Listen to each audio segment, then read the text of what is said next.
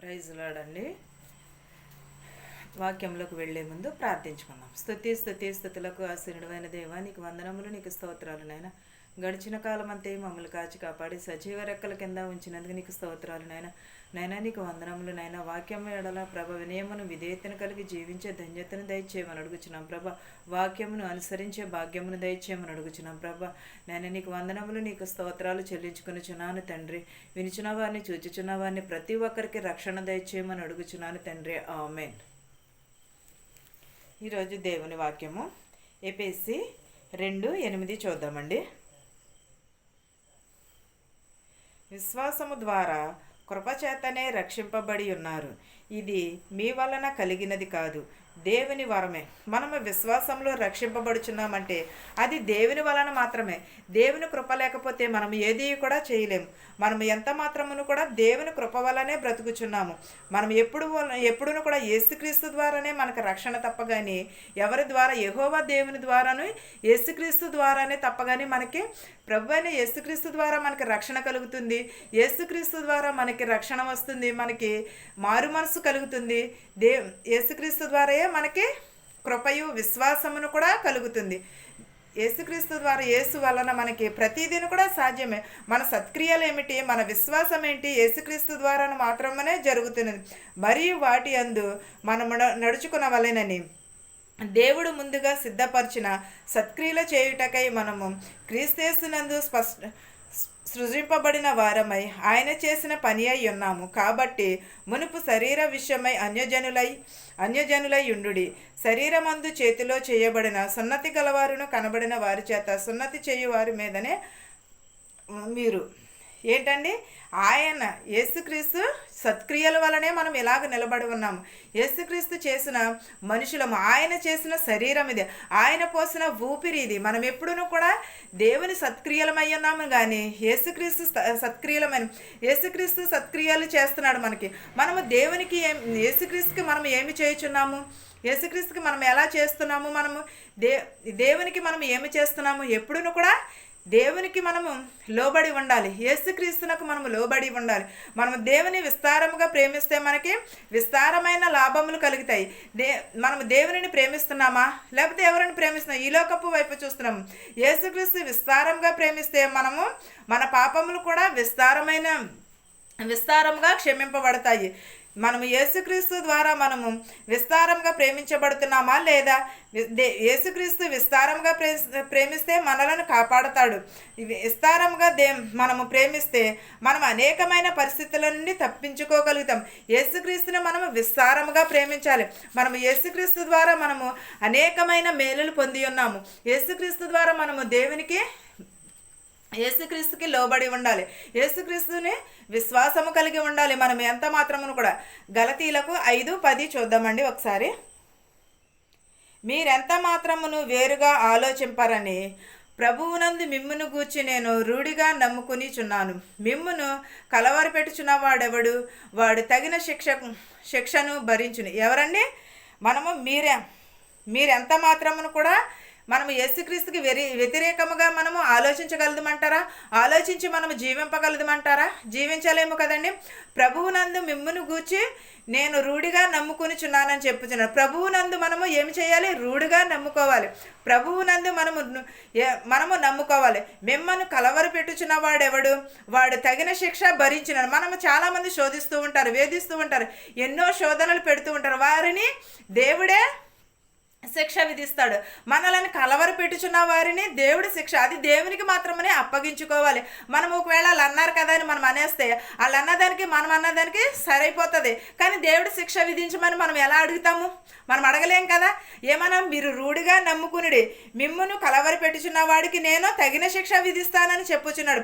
అది ఒకవేళ మన సహోదరుడు అవని ఎవరినైనా సరే దేవుడు రూఢిగా దేవునిని ప్రభువుని మనము రూఢిగా నమ్ముకుంటే మనలను కలవర పెట్టుచున్న వారికి ఆయనే శిక్ష విధిస్తానని చెప్పుచున్నాడు. మిమ్మును కలవర పెట్టిన వాడెవడు? వాడు తగిన శిక్ష అనుభవించునని చెప్పుచున్నాడు. మనము ఏమనుకుంటామంటే మనము సరేలే దేవుడే చూసుకుంటాడు అని వదిలేయాలి. వాళ్ళు ఒక మాట అన్నప్పుడు మనం తిరిగి మాట్లాడకూడదు. అలా మాట్లాడితే వారికి మనకి సమానమైపోతుంది. గలతీ 5:14 చూద్దామండి. ధర్మశాస్త్రం అంతయు నిన్ను వలె నీ పొరుగు వారిని ప్రేమించుము అని ఒక్క మాటలోనే సంపూర్ణమై ఉన్నది. నిజమే కదా, ధర్మశాస్త్రం ఈ బైబిల్ అంతా కూడా ఏమని రాసిపెట్టి ఉన్నది? నిన్ను వలె నీ పొరుగు వారిని ప్రేమించమని చెప్పుచున్నాడు. అలాంటినప్పుడు ధర్మశాస్త్రం అంతయు కూడా పొరుగు వారిని ప్రేమించమని అంటుంది. ఎక్కడి నుంచి వస్తారు పొరుగువారు? ఎవరో ఎక్కడి నుంచి వచ్చి ప్రేమిస్తారు? మనలో మనమే ప్రేమ కలిగి ఉండాలి. మన సహోదరులు అంటే మన తోబుట్టువులే కాదు, మన ఇంటి పక్క వారు కూడాను ప్రేమించాలి. నిన్ను వల్ల నీ పొరుగు వారిని ప్రేమించమని సంపూర్ణమై ఉన్నది, ఒక్క మాటలో సంపూర్ణమై ఉన్నదని దేవుడు చెప్పుచున్నాడు. మనం ఎంత మాత్రం మనల్ని కలవర పెట్టిన వారిని ఏంటి, మన శత్రువులు ఏంటి, ఎవరినైనా సరే ప్రేమించమని చెప్పుచున్నాడు. బైబిల్లో నిజమే కదండి. మొదటి ఆజ్ఞ ఏమిటి? నిన్ను వల్ల నీ పొరుగు వారిని ప్రేమించమని ఉన్నది. మనం ప్రేమిస్తున్నామా మన పొరుగు వారిని? మనం తిడుతున్నామా? ఎదర ఒక మాట మాట్లాడతాము, వెనకాల ఒక మాట. కానీ అలాంటి వారిని అందరినీ కూడా దేవుడు ఏం చేస్తానన్నాడు? రూఢిగా ప్రభువుని నమ్ముకునుడి. ఒకవేళ మనం రూఢిగా నమ్ముకుంటే దేవుడే వారికి శిక్ష విధిస్తానని చెప్పుచున్నాడు.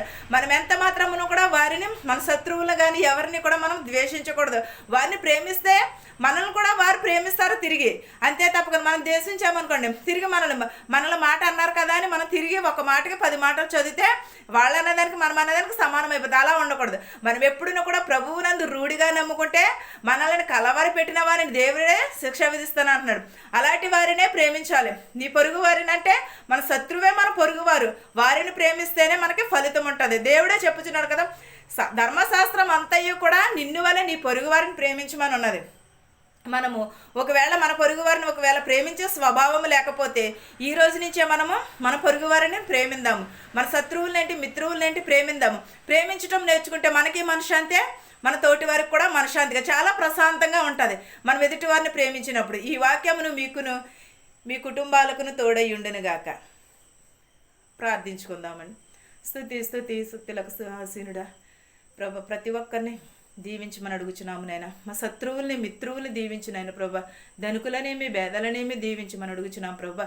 వెధవరాలని ప్రభా, గర్భిణీ స్త్రీలను నాయన, చంటిబిడల తల్లిని, యవనస్తులని, యవనరాలని, బాలికలని, బాలింతలని ప్రభ దీవించమని అడుగుచున్నాం ప్రభా. నడు వయసులో ఉన్న వారిని దీవించమని నేను ప్రభా. యవనస్తులు త్రొట్టిల్లిపోకుండా నీ పాదాల చెంత చేర్చుకోమని అడుగుచున్నాను ప్రభా. పిల్లలు లేని వారికి పిల్లలు దయచేయను ఆయన ప్రభా. ఉద్యోగాలు లేని వారికి ఉద్యోగములు దయచేయను. అప్పుల బాధలో ఉన్నారు ప్రభా, వారి అప్పుల బాధలో నీవే తీర్చమని అడుగుచున్నాము నాయన ప్రభా. నేను సొంత ఇల్లు లేక బాధపడుచున్నారు ప్రభా, సొంత ఇల్లులు దయచేయమని అడుగుచున్నాం ప్రభా. ఎంతోమంది ఎన్నో శోధనలతో వేదనలతో ఉన్నారు నాయన, మనశ్శాంతి లేక ఉన్నారు ప్రభా. వారందరికీ మనశ్శాంతి దయచేయమని అడుగుచున్నాము నాయన ప్రభా. ప్రతి కుటుంబంలోనే నాయన ప్రభా శాంతిని సమాధానమును దయచేయమని అడుగుచున్నాం ప్రభా. ప్రతి ఒక్కరి కుటుంబంలో కనికరమును దయచేయమని అడుగుచున్నాము నాయన ప్రభా. ప్రభా హాస్పిటల్లో నైనా ప్రభా ఎంతోమంది వేదన పడుచున్నారు, బాధపడుచున్నారు ప్రభా. వారి గాయములను ముట్టి స్వస్థపరచమని అడుగుచున్నాం ప్రభా. జ్వరములతో ఉన్నారు నాయన ప్రభా, ఎన్నో నీర్చాలతో నేను ప్రభా హాస్పిటల్లో ఉన్నారు ప్రభా. వారిని ముట్టి స్వస్థపరచమని అడుగుచున్నాం ప్రభా. ప్రభా ప్రయాణం చేయించిన ప్రతి ఒక్కరిని వారి గృహాలకి సురక్షితంగా చేర్చమని అడుగుచున్నాం ప్రభా. ప్రతి ఒక్కరి దేశమును సంఘాలను కూడా దీవించమని అడుగుచున్నాము నాయన ప్రభా. ప్రభా పరిచర్య చేసిన వారిని కూడా ప్రభా ఎన్నో శోధనలు కలుగుచున్నావు ప్రభా. శోధనలన్నీ తీసివేయమని అడుగుచున్నాం ప్రభా. ప్రభ దినములు చెడ్డవి గనుక సమయమును పోనీ యొక్క సద్వినియోగం చేసుకోమని చెప్పుచున్నావు నాయన ప్రభా. మేము సద్వినియోగం చేసుకుని నీ సేవలో కొనియాడబడుటకు సహాయం చేయమని అడుగుచున్నాను ప్రభా. నీ బైబిల్ యందును నీ వాక్యమందును మేము నిలకడగలిగి జీవించే ధన్యతను దయచేయమని అడుగుచున్నాం ప్రభా. నీ రాకడ కొరకు మేము ఎదురు చూసే మనసు మాకు దయచేయమని అడుగుచున్నాం ప్రభా. సిద్ధపాటుగా కలిగిన మనసును దయచేయమని అడుగుచున్నాం ప్రభా. నీ రాకడ కొరకు ఎదురు చూచుటకు సహాయం చేయమని అడుగుచున్నాం ప్రభా. ఎవరింట్లో అయితే ఏ శోధనలు ఉన్నాయో మాకు తెలియదునైనా నీకు తెలుసునైనా సమస్తము ఎరిగిన దేవా నీకు వందనములు, నీకు స్తోత్రాలు. నేను ఎవరినైతే మర్చిపోయి ఉన్నానో వారందరినీ కూడా దీవించమని అడుగుచున్నాం ప్రభా. మా చుట్టుపక్కల ఉన్న ఇళ్ళందరినీ దీవించమని అడుగుచున్నాం ప్రభా. ప్రతి ఒక్కరి బిడ్డని దీవించమని అడుగుచున్నాం ప్రభా. అందరూ శ్రేయస్ కొరకు ప్రార్థించుచుండగా ప్రభా నా ప్రార్థనని నీ పాద సన్నిధికి చేర్చుకోమని అడుగుచున్నాను తండ్రి. ఆమేన్. పరలోకమందున్న మా తండ్రి, నీ నామము పరిశుద్ధపరచబడును గాక, నీ రాజ్యం వచ్చును గాక, నీ చిత్తము పరలోకమందు భూవెందు నెరవేరునట్లును మా అనుదినాహారము నేడు మాకు దయచేయము. మా రుణస్థులను మేము క్షమించిన ప్రకారము మా రుణములను క్షమించుము. దుష్టు నుండి శోధన నుండి తప్పించుము. రాజ్యమును శక్తియు మహిమయు నిరంతరము నీవై ఉన్నావు మా తండ్రి. ఆమెన్. ఆమెన్. అందరికీ వందనాలండి.